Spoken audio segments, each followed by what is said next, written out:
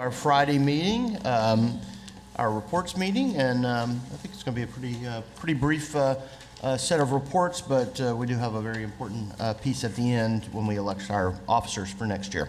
So first up is Ms. Randy House with her next to last Teacher of the Year report.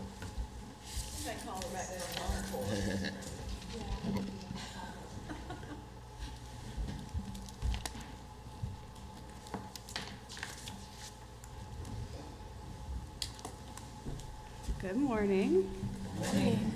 So I've had the opportunity to stand before you now for almost a year, and I've gotten to share a variety of stories. I've gotten to share stories of teachers, of schools, and of districts who are doing really good things. I've gotten to share stories that have been gifted to me by random people on my journeys. And so I stand before you today with one last story. It's not my last one, but this is my last story I'm going to share. Mine. So this is me, and this is me when I was in first grade. And what you can't tell from this picture is that I was absolutely miserable. I hated school. I didn't feel loved or taken care of in school. I had a teacher that taught content and not children. I had a teacher who made me feel inferior, a teacher who expected too much, a teacher that never made me feel special. I was completely consumed in self-doubt and anxiety, and I pretty much didn't function. I had no friends, and the only thing I knew for certain that year was that school wasn't a safe place for me. I was so afraid of getting in trouble that I wouldn't play at recess. I literally just stood in line so that I wouldn't be late lining up when she blew the whistle. If you had asked me at the end of my first grade year what I wanted to be when I grew up, I would have never said teacher. I didn't think very highly of teachers at that point in my life. But that perspective was about to change. My second grade year, I was placed into the loving hands of Mrs. Foley. Mrs. Foley was that teacher at school, the one that legends were made of. Mrs. Foley immediately saw me, and she saw through that entire cloak of anxiety and fear and self-doubt, and she saw the child inside. And Mrs. Foley spent the year building a relationship with me, getting to know me, and systematically building me back up. She did things like inviting my dad to school. My dad was making these soft sculpture scarecrows for Halloween, and so she invited my dad to come into school to demonstrate this for my class. And she went a step further by inviting the newspaper to come and document that. Now, second graders don't need to know how to do soft sculpture for Halloween, but she knew that this would mean a lot to me, and it would help build me back up. And obviously it did. I still have this newspaper clipping 30 years later. She did things like that every day. Her lessons were incredibly engaging. We were allowed to be creative. She played the guitar, and we put on plays, and she picked me to be the lead in the play. I didn't understand why she did that, but she did. She loved dinosaurs, and we did this extensive research about dinosaurs. And at the end of it, she had this enormous armature of this dinosaur, and we paper mache'd this dinosaur for weeks and weeks and weeks. And once it was finished, she invited the newspaper to come to take a picture. And so she picked the cutest boy in class, Ryan Nast, and bless my heart, she picked me. Again, just little things she did to repair a broken child. We cooked every Friday in her class. I still have the cookbook we made that year. I cook every Friday in my class. I have my students put on plays. I used to do a dinosaur unit with my first grade students. Mrs. Foley has shaped how I teach my kids. She shows up every single day in my classroom. But the most profound thing Mrs. Foley did for me was one day she called me over to her desk, and she said, "I know you're having trouble sleeping at night, and I too have been there." I remember in my stomach how that felt, that validation moment where this teacher who I now idolized was like me, the child who had to take medicine to go to first grade because I had stomach ulcers. She shared with me a prayer that helped her sleep at night. And from that night in second grade until last night, it's the same prayer I say as I go to sleep every single night. That's the impact that a teacher can have on students. It only takes one teacher in 1 year to make an impact. I stand before you today because of Mrs. Foley. She has shaped who I am as an educator. She has shaped who I am as a person. And that is why we celebrate teachers. And Mrs. Foley's here today. So Mrs. Foley.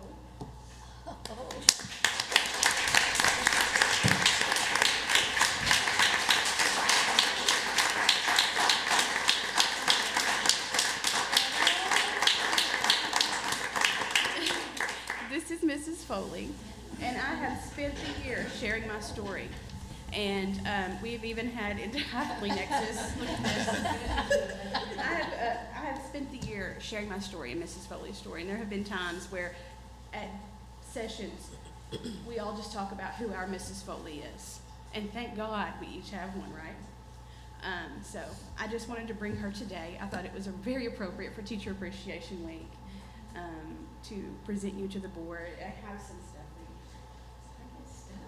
Okay, so this is a book that I found this past year, and I've read it many times throughout the state. It's called A Letter to My Teacher. It's about a little girl in second grade who's quite quirky and could possibly not fit in very well in school. And her teacher does very specific things to build her up. And in the end, the little girl herself becomes a teacher and writes a letter back to her second grade teacher. I mean, seriously, guys, right? So it was written for me, and then I also, because of your love of dinosaurs, have just a little dinosaur planter in here, as well as just some little things from this morning. But I just wanted to tell you how much I appreciate you, and I could not be the person I am today if you had not done what you did for me. Yes. Yeah. And also, my parents are here, so they came as well. So, do y'all have any questions for Mrs. Foley? Yes. Mrs. Foley, words won't do justice to the story that Randy just told.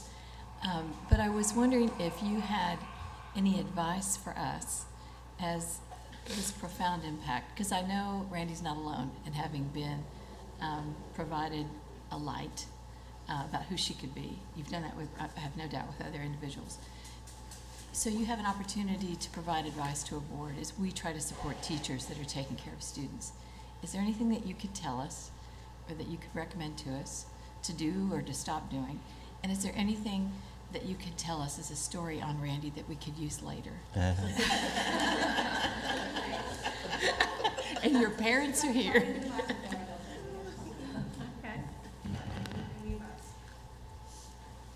Well, education has really changed since I've left education, but there's some things that have not, and that's children.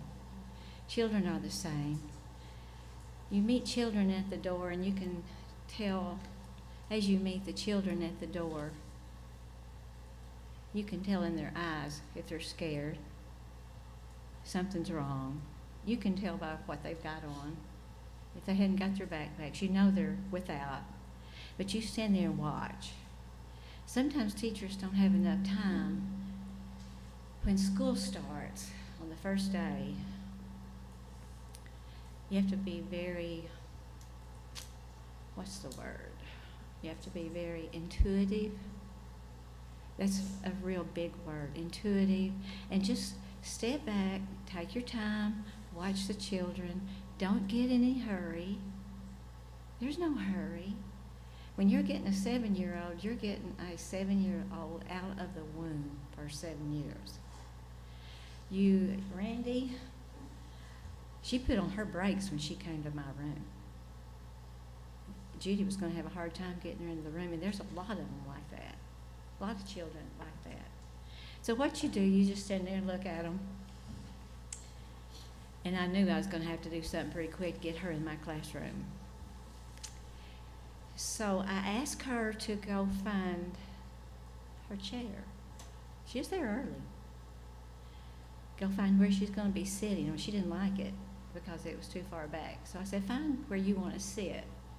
So she moved up to my desk. Oh, I knew shortly that she was going to be my partner. My partner. And she was. But I also gave her a quick job. You know, children love to feel needed. And you don't put on a whole bunch of papers on their desk. That scares the fire out of them when they see work on their desk that they possibly not be able to do. So you just have a little treat and a little pencil and, you know, just something sweet on their desk. But anyway, Randy did come in. She passed out papers for me, and she started doing really well. Really, really well the first day. And I saw her grow as the weeks went on, but I didn't get in any hurry. For 2 weeks, you know, I just learned about the kids. I learned that they wanted to know only 3 things. And I remember, I was 31 when I started teaching school. I was a late bloomer. But anyway, really, the 3 things that they want to know is, do you love me? When is recess? And do you have a snack? Do you have a snack for us? That's true for adults. That's 3 biggies right there. But I'd watch the kids, and I didn't get too far from them. I'd go out, you know, when it wasn't my turn to go on duty, I'd go in and I'd go with them anyway. They're just little. And they trusted me. I trusted them. And we just, after the 3rd week, we started work. Boy, we started work. And they did fine. But you've got to start slow. They got to know that you're going to help them no matter what. And you're not going to leave them. You got kids that,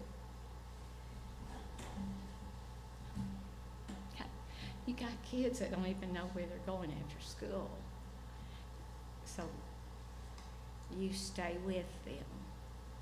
And you tell them, I will take you home. I'm going to be the one to take you home. And they get okay. And then you have kids that, when they come to school, they don't have everything they need. So you provide it. You go after it. My husband told me, he said, Sheila, you got to stop spending this much money. Well, no, I'm not going to stop spending this much money. But we had lots of fun in the classroom because, you know, I had this much to teach, that what I taught, I wanted them to have a good time learning what we had to taught. And I think that teachers today don't have enough time to think about incorporating this skill with something that they really want to learn.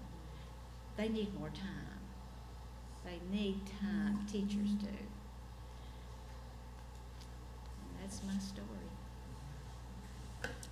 Thank you. It's a fabulous story, as is true in so many things in life.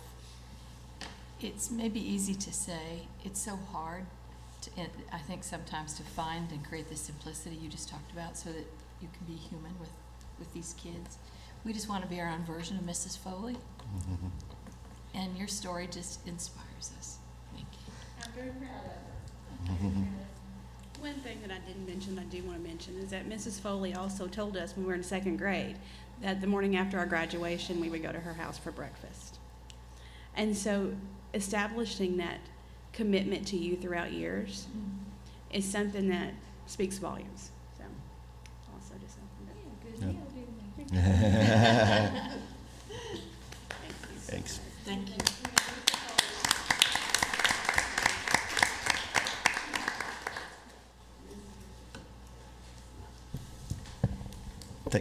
Thank you, Randy. Thanks so much for all your stories about schools and teachers around the state. I mean, we've traveled Arkansas and traveled back in time in this case. So thank you very much. Okay. My team is very good at offering suggestions, and it's been suggested that maybe we get a picture of the board and Mrs. Foley and Randy before we move on to the next item of business. Picture. I want to make a motion that we have a week of relationship building in the classroom. 2 weeks. So instead of everybody scattering, let's all. Oh, we're all together? Yeah. All together. Down there in front.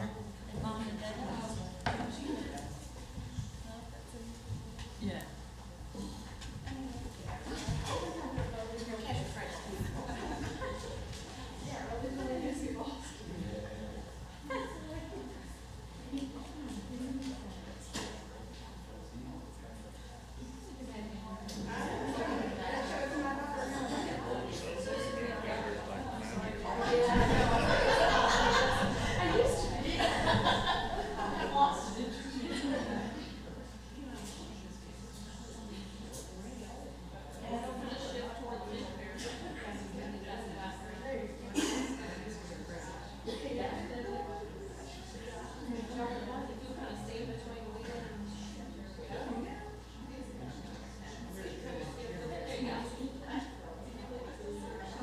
You ready? 3, 2, 1. Hang on, super good came back. Okay, ready? 1, 2, 3. One more. 1, 2, 3. Got it. Thank you.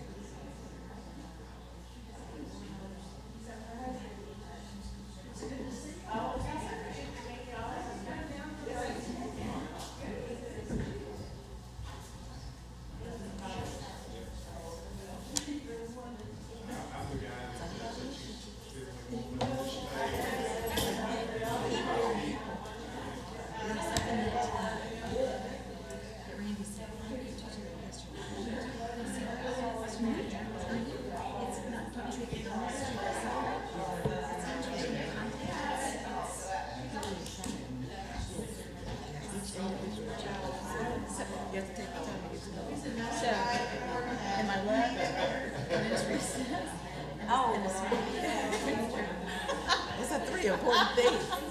That's so, for your entire life. Right. Those 3 things. You go. Oh, my goodness.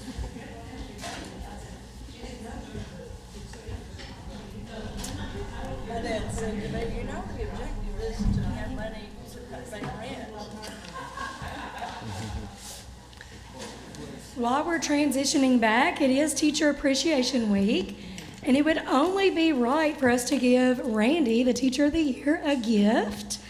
So thanks to our partners at Everett Buick GMC, because you've been putting lots of miles on your car, they're going to give you 4 tire rotations and 4 oil changes worth $275. So please go by and see them. Yeah. Happy Teacher Appreciation.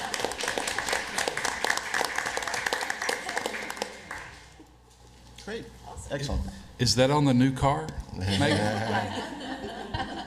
Is that on the new car? Oh, sorry.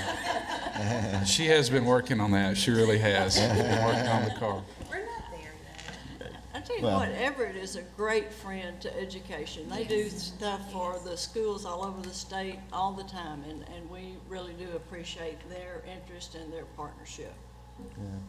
And a truly apt close to Teacher Appreciation Week. So, and we hope that every week is Teacher Appreciation Week. And I want to, I said it yesterday at the start, but I just really want to applaud what has happened the last month. I do think, through social media and through other ways, things have broken through in terms of the importance of teaching. And I think that it's a new conversation, a conversation that wasn't happening just a few years ago. So thank you all for the dedication you've shown to that work.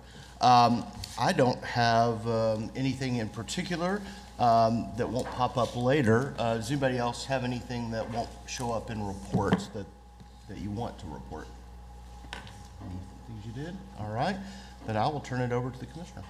All right.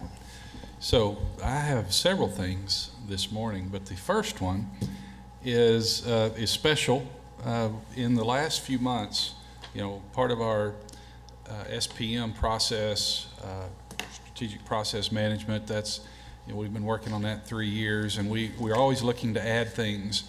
On the first Friday of every month, we have a time where we do celebrations, where we bring the team as a unit together to talk about, you know, where we are, maybe where the work's headed. But the celebration is something that we really enjoy. And one of the things that has come out of the RISE initiative is raising readers. And so that is a time when our team members share pictures with us from a new child, new grandbaby, whatever it might be, new niece, nephew, whatever they want to celebrate.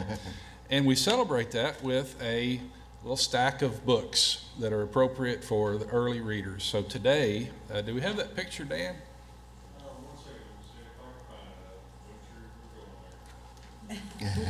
I didn't have my list of which order I was going to go in.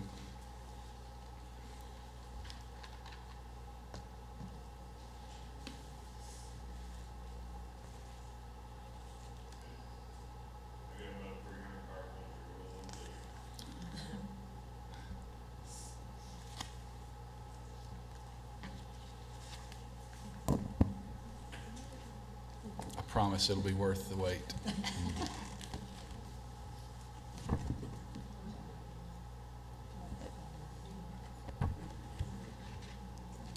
So today, for raising readers, we want to celebrate Dice, grandson of Dr. Grand Coach Fitzhill.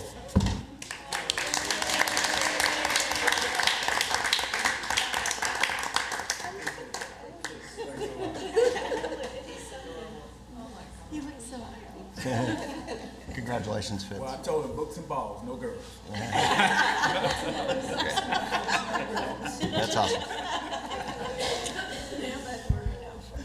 So just as an effort to promote RISE, promote a culture of reading, and just taking this opportunity, and certainly we extend that celebration of raising readers to the state board, and would invite you all, since that's kind of a new thing for us, if you have an opportunity that you want to celebrate, if you have a new addition to your family at any time, please let us know, and we would love to celebrate that with you.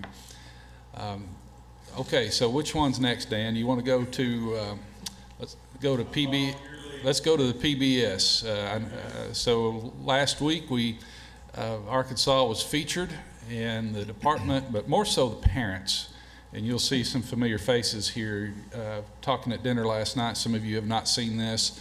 I think it's very appropriate that we take a few minutes and let y'all watch this. This was from PBS NewsHour within the last couple of weeks.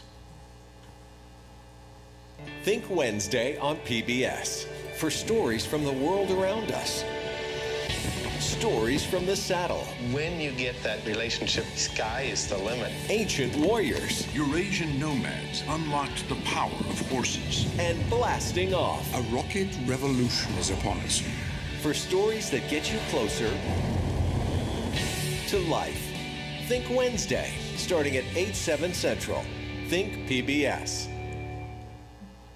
But first, the reading gap among school children in this country is disturbing. Fewer than 40% of 4th and 8th graders are considered proficient readers.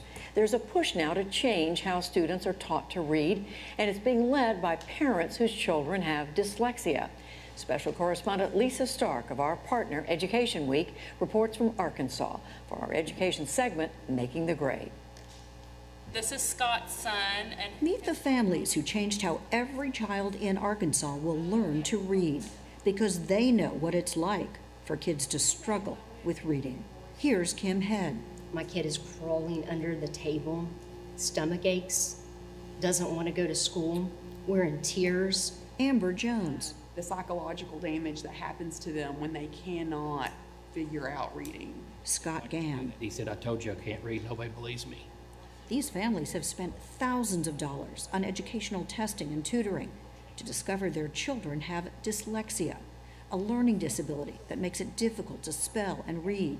It affects 1 in 5 individuals. Here's Dixie Evans. Not being able to get the help from your school, the people that are supposed to know, that are supposed to have the answers, not being able to get that help and having to go out and find it on your own. The sense of urgency with us is while the schools are trying to figure their way, these kids, they don't have time to wait.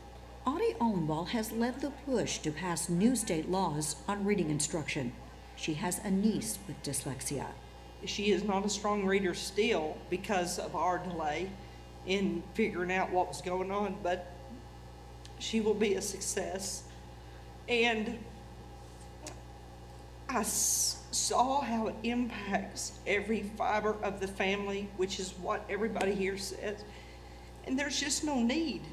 We have a system in place to fix this. That system includes explicit instruction in phonics, teaching students how letters and sounds go together to help the brain process the written word.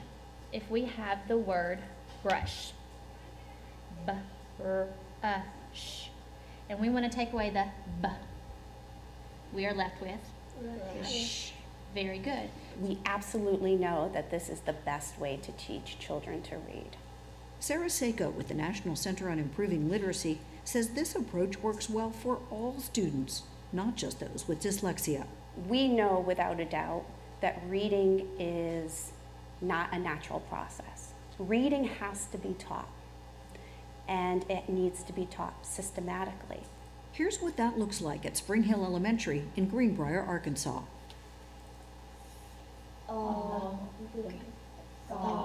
Where students with characteristics of dyslexia get intensive reading instruction. I to a. Rain. Oh, I tried to trick y'all on that one. Very good. Why are you in those groups? Do you know? What's that for? Danny, do you want to say something about that? To help us like spell better, I think. What about you, Cord? Read better. Write better. Ace, Cord, and Danny are taught to use their senses of touch, feel, and movement to help imprint words into their brains. And like pounding and tapping helps me like write it. So it helps to pound the word out and tap the word out? Yes. And why is that, do you think? Because you're sounding out each letter. And letters become words. Words become stories. Reading is no longer something to avoid. And then now I know a lot about reading, and like when I go to the chapter book, I won't get stuck on big words. I would like to see words, and I would like to just like see them and say, oh, I know that word, and then just keep on reading. Are you able to do that at all yet? Some words. For those who can't read well by the end of 3rd grade, there are lifelong consequences, including higher school dropout and poverty rates. Arkansas ranks in the bottom third of states when it comes to reading, and this group is determined to change that. They have fought for laws to transform reading instruction, often battling an education establishment resistant to change, says Dallas Green. They didn't want us around. They would see us at educational things, and it would be like, oh Lord, here they are. But perseverance paid off. 7 years and at least 8 bills later, Arkansas is revamping everything from dyslexia screening to reading instruction to teacher training and licensing, costing the state $6 million a year. Statewide, we've embraced this, and it's not been easy. Not easy, but a watershed moment, says Stacy Smith, who oversees curriculum and instruction in Arkansas. When we saw schools who started implementing dyslexia programs, kind of more school-wide, and all of a sudden their reading literacy results were improving, it was kind of that moment of, wait a second, not all these kids are dyslexic. Good. This type of reading instruction is the most beneficial for early readers. That was the conclusion of a federally appointed national reading panel nearly 2 decades ago. So there is actual scientific evidence about how students learn to read, and it's largely been ignored. Ignored partly because of years of ideological fights over how best to teach reading. Should lessons be heavy with phonics or steeped in good literature? What? Smith says kids of course need time with good books, but from what she's seen in Arkansas, The first step is comprehensive phonics instruction. That's why the state is moving to teach every student this way. Golly, you think, well, what have we done? What have we done for generations to kids that we didn't really teach to read? Arkansas is now retraining thousands of its educators who were never taught this method of teaching. When I first started teaching, I honestly didn't know how to teach kids to read. I didn't. I taught them some sight words. I taught them the letters and what sounds they make. And I hope that they put it all together. Rush. Pound, tap, and right. Rush. Teacher Miranda Mahan no longer has to hope. She knows kids are learning to read. I know that we're sending better readers to first grade now than we did. And first grade's going to send better readers to second grade. And I feel like there's not going to be as many students fall through the cracks. This is happening around the country, with parents leading the way. Over 40 states have laws, pilot programs, or bills ready to be signed around reading and dyslexia, but the requirements and mandates vary widely. In Arkansas, by the school year 2021, all elementary and special ed teachers must show that they know how to teach reading based on the science. At Spring Hill, they'll beat that deadline. For Principal Stephanie Worthy, this is personal. Remember that student, Ace Newland? That's her son. I was an educator, and I struggled with my own child, and had this not come out and I was, able to learn about dyslexia, I wouldn't have been able to help my own child, rather less a whole building full of children. So is this new approach working? Let's go to the source. Reading is kind of fun for me now that I know how and stuff. The efforts are still so new, they haven't yet moved the needle on state tests. For those pushing for the changes, there's little doubt they will. Would you say that teaching your children a different way has made a difference for your child? Yes. Definitely. How much of a difference? Life-changing, completely. Life-changing when children are truly learning to read. Now add sleep. Good job. For Education Week and the PBS NewsHour, I'm Lisa Stark in Greenbrier, Arkansas. All right, thank you, Dan. So, some of you may have seen that, but others may not have. I just wanted to make sure that all of you did get a chance to see it. And it is, there's a link, so if you would like to share that with any of your contacts, we can provide that link for you. Please share that word. Last thing, all of you have at your place a guide for life. This is, well, Stacy, would you come up and just kind of explain what this is, and then we'll, Dan, get that video queued up, and we'll show you the video that we'll be using to help promote this. But the teams have been working, a lot of members of the team have been working really hard on this. So I'll let Stacy kind of give a brief explanation. So good morning. So you guys have seen some of the rough drafts of this before. So this is our actual Guide for Life book that was actually printed and made. These are the standards for personal competencies that our state has is putting out. These are the skills. Not only are they social and emotional skills, but they're also those soft skills that business was asking for. So this is kind of our take on it. The video you're about to watch, it's still in draft form, but it's almost final. There's a few little edits there, and Ms. Chambers was gracious enough to be one of our stars in the video. But this is really just kind of trying to start the launch of what this is and what we're looking at, because K-12 is more than just math and literacy and reading. It's about the whole child, and this is really kind of the take on that and the skills that we feel are important for all. Okay, and so these will be treated as standards, just like we do our academic standards and expectations that we want for all kids. Okay. Thank you, Stacy. All right, go ahead, Dan. The world is full of opportunity. There are open doors, new adventures, and bright futures just waiting to be pursued. If only our kids can find them. Academics aren't enough, or resources, or even ability. If we really want students to find those futures, what they need is a map, one that helps them navigate the realities of living and working with others, understanding themselves, giving their all, and not giving up. Educators, counselors, and coaches are in the right places at the right times to help students gain these soft skills. So the Arkansas Department of Education has created a program that identifies 5 principles needed to thrive at home, school, on the job, and in the community. It's a guide for life. The people that are most successful in life and in their chosen vocation seem to be those individuals that really get people. Guide is just another incredibly important vehicle for being reminded of the importance of connecting with people and being understood and understanding. Here, GUIDE is an acronym. Growth, understanding, interaction, decisions,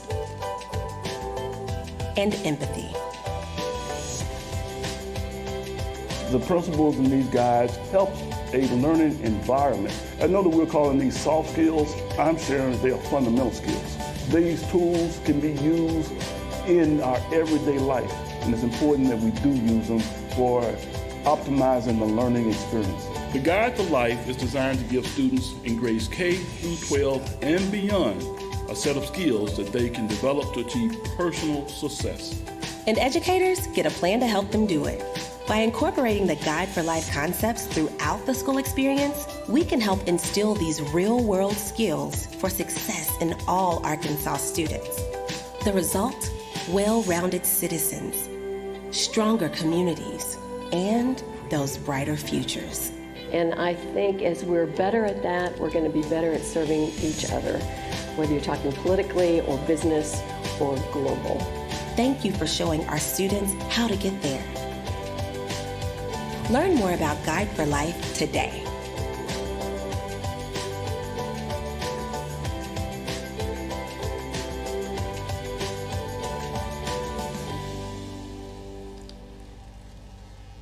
Okay. So we do have extras of these. If you ever need any for a presentation or anything like that, let us know and we can get you additional copies of this. It will also be on a PDF, so we can get that to you as well if that's easier. Commissioner, I just wanted to thank you. I don't know how we go about getting stories out there. Back to the PBS story.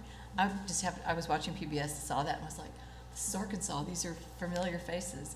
And I was so excited that that message was out there, but also the way it was told, which was with some vulnerability. What hasn't worked, what is working, why.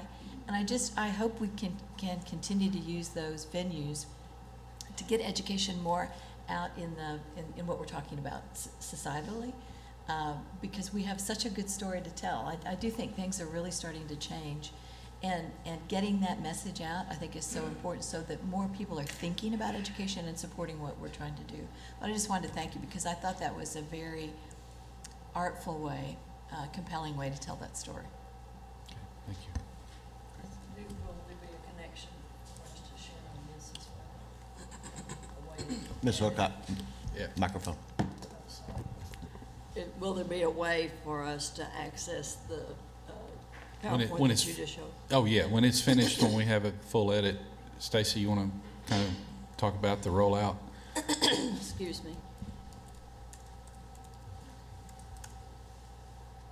So our full launch will be this summer at the summit. We actually have PowerPoint presentations that any of you can use if you're out speaking to local groups and you'd like to use the PowerPoints. We'll have this video and it will also be linked to our website so that you can share that. But this video will actually be played at the summit to the whole group, and then, you know, a really kind of a heavy campaign. This next year, our plan is really about getting teachers to recognize that we have this thing called Guide for Life and these standards. We're actually hiring someone here at the department. We're going through interviews right now. In fact, this afternoon I get to watch some presentations from some different folks who've applied. And so this next year then will be about creating resources, materials, and supplies about how teachers can actually take this and weave this into their classroom. It's not something different. It's not an add-on. It's just how we function and how we interact with each other. And so how can we make this natural and a part of what we do every day? Okay, so that's what our goal will be for this next year, is really first recognition, get people to realize what it is and what we're talking about and where the resources are, and then really hitting a year from out about how it's really getting embedded into the classroom. I think this will be used a lot by the economic developers and the chambers and help in Kim Wright and her team's efforts to, on those stakeholders. So thank you all. It is completely linked, and we really want to treat this with, just the same way we treat our standards when schools are going through and they're picking essential skills. We want schools to start asking themselves, what is it for this grade and this particular subject are our kids missing? And pick some out that are really important and be intentional about teaching those. This could be overwhelming if a teacher looks at this document and thinks, oh, I've got all this to do now. But as a school, if you recognize some areas that you have some shortcomings and you can pick some that are essential and start working towards this and create plans of, okay, this kid's maybe not mastered that skill, how can we intervene with that? So it's that same concept. This is still teaching. And one thing that I thought was really important, when I went to New Zealand one time, and they talked about, one time when I went to New Zealand, throw that in the conversation so naturally, didn't it? This was one time. But one thing that struck me there was the way they treated discipline. The idea of a kid going to the office for punishment was really foreign, and they actually were questioning us about that. Like, what? Because they saw that as just part of their instructional day, and if a child was having trouble, then you taught them through that. And the principal might have had to intervene, but it was still instructing the student how to resolve that and how to get through it. And it was all instruction. And it was kind of that moment of, so how do we get there? And we've got a long ways to go, okay, but I think this is a good start. So that we're at the very, very beginning of this. Thank you. Hopefully this will be as big as RISE in 3 years. Great. Great, thank you. All right, that's it. Yes, all right, great. So we're down to reports from committees and liaisons and family engagement. Okay, so we got a technical delay on family engagement. Why don't we go to the bottom? We'll start at the bottom with special education. Ms. Zook, anything? Yes, they're always nice enough to send me information ahead of time, which is microphone for my memory. Let me get to it. There it is. Okay, there were some things that went on in April and the early part of May that happened after the board meeting. In April, the special ed section provided an hour-and-a-half training, question and answer, Leadership Institute on the 25th of April, and the topic was IDEA, which is the acronym that those of us in special ed, it's and FAPE, which means free and appropriate education. So we're sometimes when we talk to each other, we use these shorthand, and people don't always understand what we're talking about, but that in fact is what we're talking about. The curriculum assessment team is in the process of providing training for novice special ed teachers up in Northwest Arkansas, and the teachers and dyslexia specialists will be attending training in DeQueen and MENA at the co-op in May, and the title of the training is IDEA and the Arkansas Dyslexia Law. I know we have shown a light on our level 5 schools, but they are not the only ones who are behind in doing the screening and following the law, and everybody, it's here to stay. Let's all get on board now. And I think one thing that's helpful is part of the law says that they have to post online in their website how many children they've screened and how many children they're then serving in that idea. And the curriculum assessment team will partner with the state's English for speakers of other languages, which is another focus, because you don't want to identify a child as needing special service when in fact the language is the barrier, not the ability to learn or to need to learn a different way. And they have monitored the administrators of the Dynamic Learning Maps assessment and the ACT Aspire assessment in various locations across the state. So like everybody else here at ADE, they're very busy and dedicated and trying to, as we are saying, be helpful to people and not wait till it's time for monitoring and catch them, but they want to help them get to the point where they have a clean monitoring. That's it. Is that it?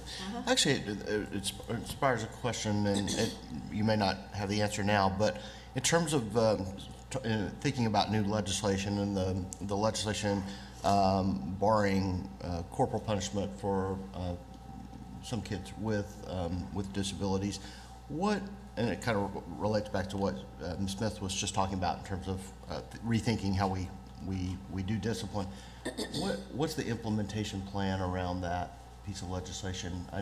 Do you know, in terms of professional development for teachers, et cetera? Is there a kind of a game plan there? Well, I don't think there's anything solid. Last week there were some conversations about that implementation and the guidance that would be issued, because it's not, students with an IEP, or it's much broader than that. So our legal team, special ed team, and several groups are looking at that to determine the best way to provide the right information to districts. Mm-hmm. Okay. And I think, my comment would be, not only legal information, but then also aiding those teachers that may have, been somewhat reliant upon corporal punishment, and schools that may have been reliant, to help them through that, so that they make different decisions and rethink how they do discipline. Yes, we'll certainly take that, and that'll be part of the consideration of how we roll this out. Great, thank you. Okay, then up to NASB. Anything, Ms. Newton, this We month? did not make this month. Okay. And then human resources, any news on your end, Ms. Chambers? I can take no credit. I just want to give credit to some of the great ongoing work that's going on in the department. Kevin Beaumont, and Commissioner, is he in Greg Rogers' group? I don't know the organizational structure. I wish I could talk about who was doing what. Well, it's okay, because we have a fluid organizational structure nowadays. It doesn't matter where these people are. Right. As long as the work's getting done, right? I just want credit to go where it was due, but I think there's been ongoing work as your organization has looked at how best to structure to deliver service to the districts and the folks that you support. There's also a look at internally what will allow the group to perform even more effectively. And so there's a group that's been looking at, I'd say it starts with culture, and what are the things that need to happen internally so that you can attract and keep the best talent, so that they perform very effectively and deliver the customer service that everyone wants, so that educators are served and supported in what they're doing. And the most recent work, I think, which we'll actually pilot in July, is a new onboarding approach. And your organization looked at best practices in other state agencies and in businesses to decide what would make most sense for being more effective internally and starting the right way with how people are brought into the organization. And so I think it'd be great to hear from them later on as they're putting these new things in place, these new means of being organized and working, to hear how they felt it went. But I think this is exactly what's required when you restructure to deliver. You got to change the way you work and the way it looks, and they're doing that. Any questions? Excellent. Okay, public school accountability? Yes, they're working on winding up the school year, and I believe it's in June that we will get the feedback from them on the standards and if anybody's been cited or on probation and the points there. But, it's a moving target as they were getting ESSA and the new law and everything incorporated and making sure schools are being helped in that way. The 2020 business rules for calculating ESSA school index and the monitoring the document for the state and federal. They're also working on new resources, which are the 2020 business rules for the report card and the 2020 technical manual and accountability and reporting. I think if you haven't gone to My School Info lately and hit the link to the report cards that came out and all of the new information, for those of you who are interested in the finance end, you can now get down to the school level. It's not just the district level, and find out, if you hear from teachers or principals, there's a big discrepancy on how much money I get versus somebody else, then you can double check to be sure the data is backing that up, because sometimes it's perception, not fact. So I do appreciate the whole team, and it was a great team effort, and I appreciate the work that they were all doing, and under the leadership of Ms. Kaufman and others. That's it. All right. Okay, and then next up, ESSA Steering Committee. Ms. Zook covered it very well. The report cards are out, and I think they've had a good reception. All right, fantastic. And forward, Arkansas? I haven't had any emails from them, but Ms. Chambers was mentioning last night something that she had observed or been involved with, so she can give us some information. Thank you. I think these are early days, but I think encouraging. Forward is helping facilitate discussions around arts integration. And they had a meeting, I believe it was at Crystal Bridges in Northwest Arkansas a week or two ago, and there were representatives of Forward from the School of Art at U of A, and Springdale was represented. And the conversation was just beginning on how we could provide an environment that encouraged. I wasn't there, so I want to make sure I'm not misrepresenting the work. I was very excited about what I heard, which was not just arts as we think about arts, but arts as a means of teaching and a means of learning within a conventional setting. And Springdale is wanting to be an innovator in that space and start down a path to see how that might look. And I do think for those of us that learn differently, it's very encouraging to think that there are things happening that would create a broader set of opportunities to learn. So as there's more, I'd love to bring that back to the meeting and update everybody. Thank you. Fantastic. Great. And then finally, family engagement. All right, the family and community engagement team has been very busy this last month. April 15th, the report cards went live. The videos and information flyers were released on the social media sites for every week since the 15th. April 18th, Kim presented a session on family and community engagement essentials at Arkansas Head Start Association's conference in Little Rock. Kim served as a panelist during a session at the Arkansas Head Start Association conference to talk about engagement efforts in the state. The 22nd through the 24th of April, Gina Dickey, who has been absolutely awesome. She's been a wonderful asset to us. She arranged for Kim Wright, Chelsea Moore, and myself to attend the family-centered coaching training in Little Rock, which was great. The information we learned will support the work with Arkansas families. We picked up a lot of good information from some of the other attendees. On the 24th, we also attended that same day. We left there and went to another event that Gina Dickey told us about, which was the Equity Story Slam at the Clinton School of Public Service, hosted by the Winthrop Rockefeller Foundation. That was amazing. I think there seems to be a vein of how important telling the story is. I'm seeing that repeated, and that's how you can reach so many different people. It's just by telling your individual story, how your genesis and how you ended up where you are, and how it reaches so many people on such a deeper level. So I thoroughly enjoyed the Story Slam.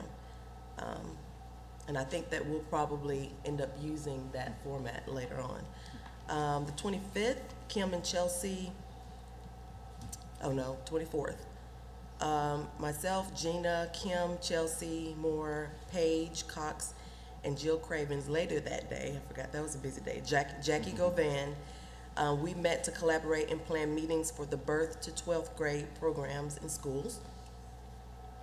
On the 25th, Kim and Chelsea presented engagement information at the Little Rock School District Parent Facilitator Coordinators End of Year meeting. April 30th through May 3rd, Kim Wright attended the Professional Development for Healthy Schools Conference in Chattanooga, Tennessee, and she picked up strategies and resources for community engagement involving mental health, social emotional learning, trauma-informed schools, and equity. On April 30th, Chelsea presented on engagement and extended invitations to upcoming trainings to new charter school leaders. May 2nd, Chelsea presented on federal parent and family engagement and extended invitations to upcoming trainings at the Arkansas Association of Federal Coordinators Conference in Hot Springs. May 3rd, Kevin Ward and Fred Hodge attended the Sheridan Elementary Community Reading event. May 6th through 10th, Kim and Chelsea provided training to parent facilitators and coordinators on the Framework Toolkit and the new template for parent and family engagement plans at 4 co-ops. That's Dawson, Southeast, Crowley's Ridge, and Northwest, as well as they'll be attending, or they'll be going to Philander Smith College for the central location. So that's what they've been doing this week, May 6th through the 10th. We have some new document supports. We have new guides and sample templates that have been created for parent and family engagement plans for schools and districts. They have a new IndaStar template for parent and family engagement plans, and it now includes federal and state requirements in one document. And we've got the Family and Community Engagement Framework and Toolkit Google site, which Chelsea worked on. She's not a web designer, but she found a new skill that she has, and she's done an awesome job with the Google site. It's going to allow for the participants to download resources for any type of stakeholder that aligns with, excuse me, that aligns with the standards and the toolkit that's already there. So people have been uploading information that comes to the team, the family community engagement team, and they look at it first and then they download it into the site. But she's done a phenomenal job. It also has a mobile capability. It's not an app, but it makes it capable to pull it up easier on your phone. We're working toward maybe getting an app too. But they've been super busy, and we're setting up a foundation. It's taking the time to get the structure ready, but I believe we've got a great structure that's going to help all of our stakeholders, our parents, community members, to work together and partner for a greater education for our kids. Awesome. Also, I might add to that, he was in here a minute ago, but ASPRC has a new thing on the stakeholders, and I sent the information to Kim because I couldn't send it directly to y'all, and said she might share it with you where they can then help in their areas, so you Awesome. get more people out doing more things. And Absolutely. That's what we're trying to do. As long as we stay with the central message. So that's what it's all about. We're just trying to bring everyone together. Everyone has a part that they can play, something that they can hopefully add. We all Thank are you. to be commended for all the hard work that you've done, because you've really come quantum leaps from where we were and what probably to y'all seems like a long time, but it seems very short in education viewpoints. Well, thank you. And a lot of the credit goes to thank Commissioner Key for actually dedicating staff to that's what they do all day long. And I think that's made a huge difference. And Gina Dickey has been amazing. She's been an awesome asset, so we love Gina. Thank you. That's awesome. Great. Any questions? Great work. All right. Good reports, everyone. We are now down to the election of next year's officers. We'll take office July 1, and according to our rules of procedure, this is a roll call vote. We obviously got the nominations at the April meeting. The nominations, of course, were Ms. Zook to serve as chair, Ms. Dean to continue service as vice chair. So we do need to do a roll call on this, and so I'll ask the Commissioner to call the roll. Okay, Ms. Zook? Yes. Well, I didn't know if that was my... No, nominations are done. They were done last month. So that was so just to get everybody, since y'all get to do this in the future. So the way this, we do nominations in April, and that's what the report we got from from Ms. Chambers' committee, and then in June, we do a roll call, and then we're done. Yes. Yes, thank you. That was Dr. the right Hill. answer. Yes. Ms. Chambers, Yes. Ms. McFetrich, Yes. Dr. Moore, Yes. Ms. Newton, Yes. Ms. Dean, Yes. Dr. Barth. Yes. All right, congratulations. And so, July 1, you'll take. Thank you. You make it look easy, and Yes, I you know do. it is not. And I think one thing that you have done that I really appreciated is each time you can say, remind us of the procedures, because that helps, because they're different ones. And I think it also helps get it out to the public that there are procedures and we do try to follow those. So thank you for that, Jay and Sharice. Thanks. All right, any new business to come before us? Okay, then I would entertain a motion to adjourn. So moved. All right, motion by Ms. Dean, second by Ms. Chambers. All in favor, say aye. Aye. See y'all next month.